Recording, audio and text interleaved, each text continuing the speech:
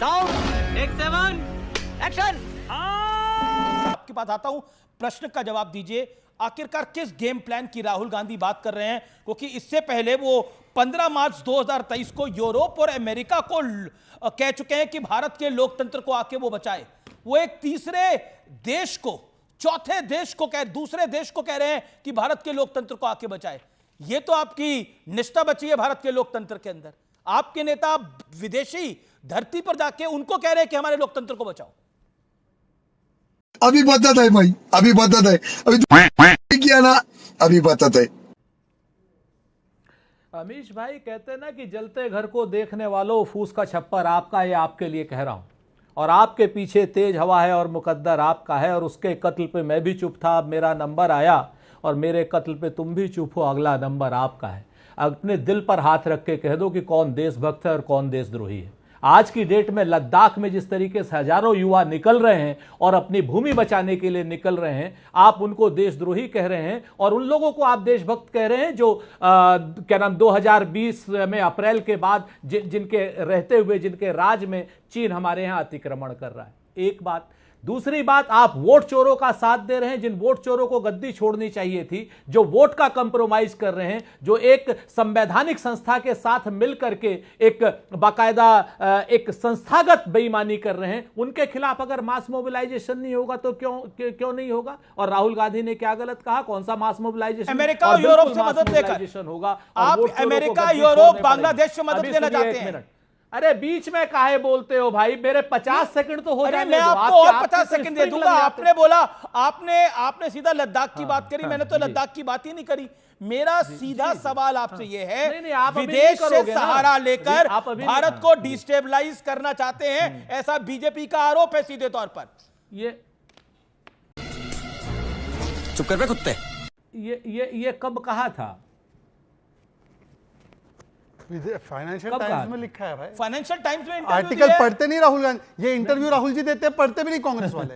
बताइए, गजब है, राहुल का इंटरव्यू ये नहीं पढ़ रहे। शहजाद, मैं शहजाद आपसे बात नहीं कर रहा हूं। मैं उन लोगों से कतई बात नहीं कर रहा हूं। गरीब हमारे समाज छोटे के भाई व्यक्ति हैं, से आप कहां लेकिन सुनिए, हम नेपोटिस्ट नहीं हूं, जो मैं मिलेनियल हूं, जेनजी के करीब हूं, मुझसे कहां बात कर। जनता को आप मूर्ख समझना बंद कर दीजिए।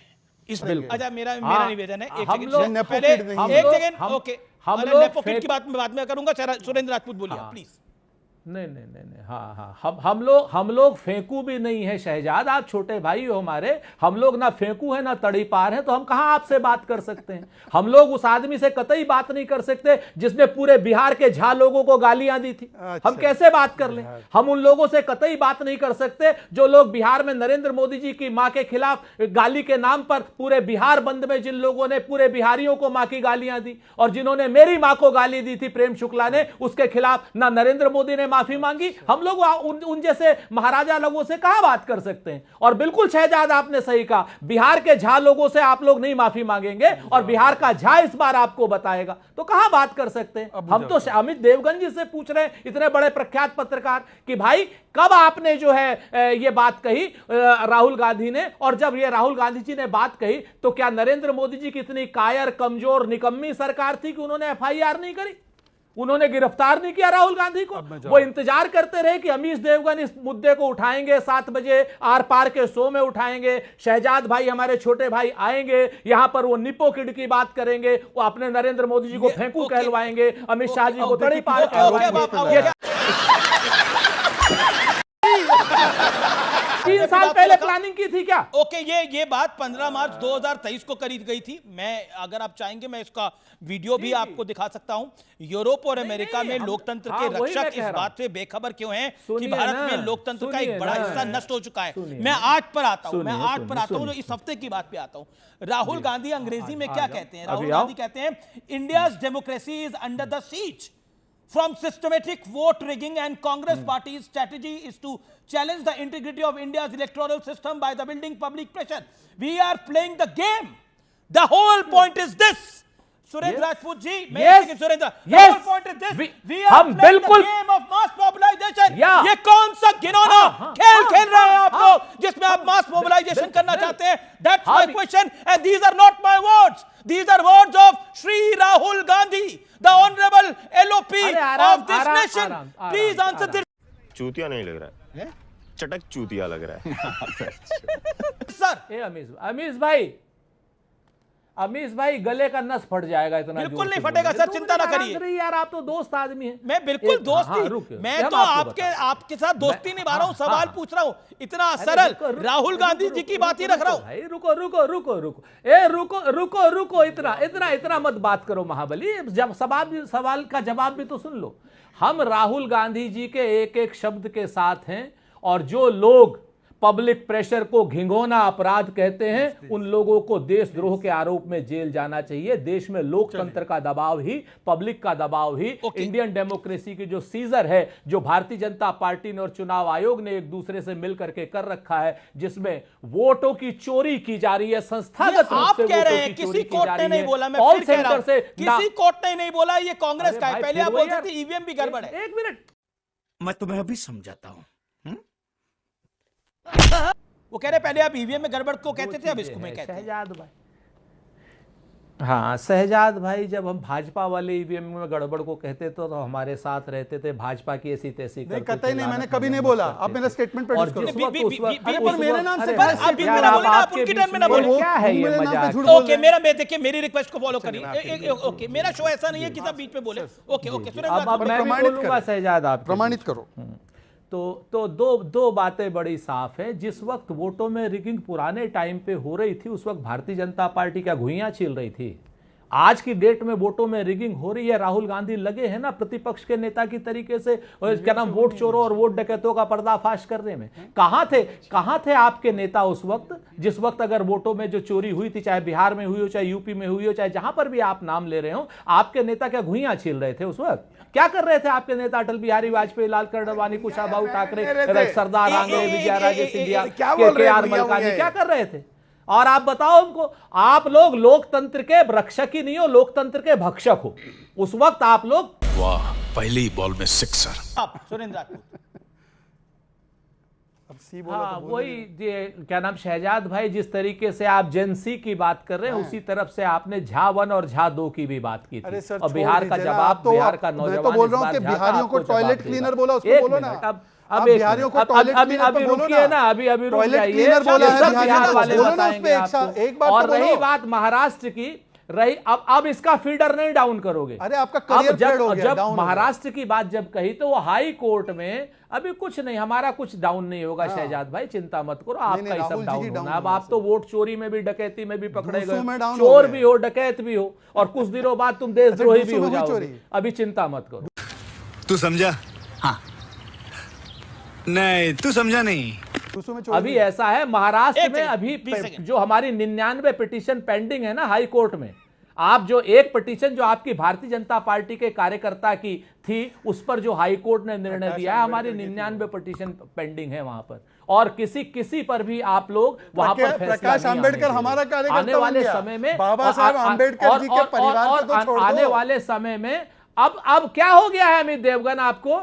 अरे अमीश जी को फैक्ट बता रहा हूँ, फैक्ट अब नहीं बताना भी बोलेंगे। गुनाह है क्या? अरे एक सेकंड भाई, आप दोनों एक अरे दूसरे फैक्ट, को, अच्छा ओके, अच्छा, मैं झूठ आगे बोल मैं रहा भी हूं, प्रकाश आगे आंबेडकर मैं भी की इसमें वजह से फैक्ट ठीक है। बताऊंगा। और- फीडर मत डाउन करना। अच्छा ठीक है, मैं आपको डांट नहीं फीडर रहा, मत लेकिन डाउन एक सेकंड, करना। वो भी डांट 30 देना, सेकंड तो बोले। फीडर मत देखिए, डाउन अभी करना। 4 मेहमान मेरे बोले नहीं है, फीडर 4 मत मेहमान डाउन मेरे करना बोले नहीं है, मिस और देवगन, बोलिए। हिम्मत मत करना फीडर डाउन करने की। Emotional damage. मैं सीधा रुख करता हूं अमीक जमाई का। अमीक जमाई, क्या अराजकता फैलाना चाहते हैं? वायलेंस का कोई भी जगह हमारे किसी भी डेमोक्रेटिक सिस्टम में नहीं होना चाहिए। जो हुआ है उसका जो है हम सब लोग कंडेम करते हैं, लेकिन जो लेह लद्दाख है अमीश जी, केंद्रीय गृह मंत्रालय का पूरे तरीके से पूरे मुद्दे पे जो फेल्योर है, ये दोबारा से एक मणिपुर जैसा सिचुएशन लेह लद्दाख में बन रहा है।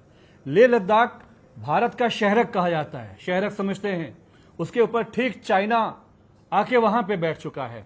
सवाल यह है कि जब आपने यूनियन टेरिटरी बनाया, आपको जल्दी क्या था? आपने आज तक वहां पे एक गस्टेड नौकरी नहीं दी। पब्लिक सर्विस कमीशन आज तक आपने पूछिए शहजाद भाई से क्यों नहीं बनाया गया वहां पर? आउटसोर्सिंग के जरिए लेह लद्दाख के बाहर की कंपनियां वहां जाके नौकरियां दे रही हैं। तो 90% आदिवासी बाहुल लेह और लद्दाख, उनका डेवलपमेंट जो 6th शेड्यूल में हमने तय किया था, जो वादा किया था गृह मंत्रालय ने, यूटी बनने के बाद ये हो जाएगा और वो हो जाएगा।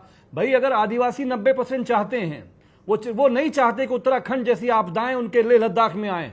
उनका सस्टेनेबल डेवलपमेंट का डिमांड है, जिसको मेरे नेता माननीय राष्ट्रीय अध्यक्ष अखिलेश यादव जी ने सोनम वांगचुक जी के पूरे आंदोलन को हमने समर्थन देते हुए हमने कहा था कि जो आदिवासी बाहुल लेह लद्दाख है, भारत की सरकार को उनके साथ न्याय करना चाहिए। ये बड़ी अच्छी बात कही आप। आप लोग देश में आग लगवाना चाहते हैं, दंगे करवाना चाहते हैं, स्थिति को अनियंत्रित करना चाहते हैं, देश में परेशानी खड़ा करना चाहते हैं। मलूक नागर सेज दिस।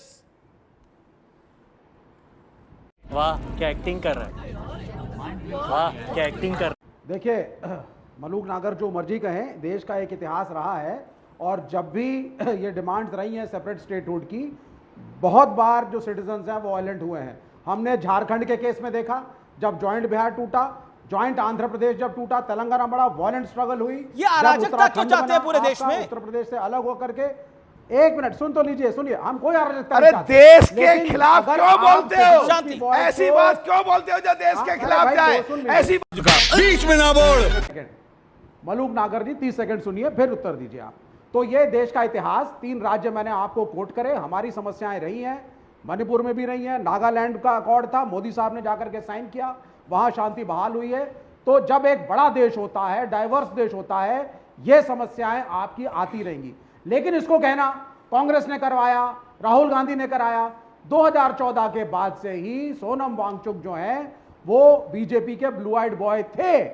जब 2019 में आपने 370 धारा हटाई, लेह लद्दाख के लोगों को वहां पे यूनियन टेरिटरी आपने घोषित किया, लोगों ने उसका स्वागत किया।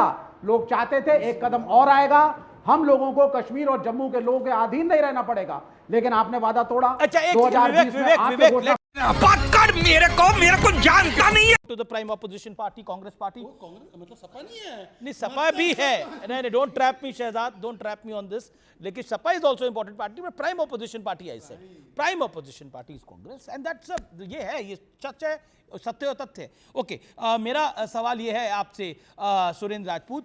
देखिए, अभी यूनिवर्सिटीज के इलेक्शन हुए हैं, BJP affiliated, RSS affiliated ABVP चुनाव जीती है, और वो सब जो टेम्पलेट है उन चुनावों की, वो सब बैलेट से होते हैं, वो चुनाव भी जीती है। तो कहीं ना कहीं चाहे जेनजी का माइंडसेट हो, चाहे आम नागरिक का माइंडसेट हो, वो कांग्रेस की तरफ रुझान दिखता नहीं है। थोड़ा दिखा 2024 के लोकसभा चुनाव के अंदर, जहां आपकी 99 सीटें आई, लेकिन आप उस ट्रेजेक्टरी को ऊपर नहीं ले पाए।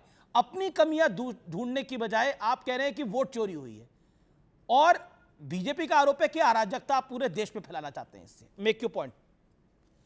दलाल दलाल। 2 बातें हैं। आपने यूनिवर्सिटीज के चुनाव की बात तो कर ली, लेकिन चंडीगढ़ नगर निगम के चुनाव की बात आप भूल गए अमीश देवगन जी, बिल्कुल भूल गए आप, चूंकि वो आपके पक्ष की बात नहीं है। चंडीगढ़ में तो खुली आंखों से दिखी ना चोरी और डकैती, आपके सामने थी, नंबर 1। नंबर 2, अभी जो बात हो रही थी 2024 में समाजवादी पार्टी 37 और हम 6 सीटें उत्तर प्रदेश में जीते, अगर वोट चोरी ना होती यहां पर तो हम 55 सीटों से ज्यादा जीतते। नंबर 3, यहां पर हम लोग प्रमाण के साथ, ब्लैक एंड व्हाइट के साथ आपके सामने आ रहे हैं, चुनाव आयोग के डेटा के साथ आ रहे हैं कि महादेवपुरा में 1,250 वोट फर्जी हैं, डुप्लीकेट हैं, या एक वोट 4 जगह पर है। उसके आयोग उसकी जांच करने की जगह हमको धमकी दे रहा है। आपको ये चीज नहीं दिख रही है? कोई बात नहीं। ये सब क्या देखना पड़ रहा है? अच्छा है मैं अंधा हूं। मुझे क्रेडिट नहीं चाहिए। नहीं दिखे। आपने देखा कि 6,000 वोट के आसपास किस तरीके से आलंद में डिलीट करने की कोशिश की गई। वो हमने एफआईआर नहीं की, चुनाव आयोग ने एफआईआर की, और चुनाव आयोग की एफआईआर पर कर्नाटक सीआईडी ने काम किया, और कर्नाटक सीआईडी को 18 लेटर कर्नाटक सीआईडी ने लिखे, अब तक ना तो ओटीपी की ट्रेल दे रहे हैं। अच्छा, अब बोल। खत्म, bye bye, tata, good bye, गया।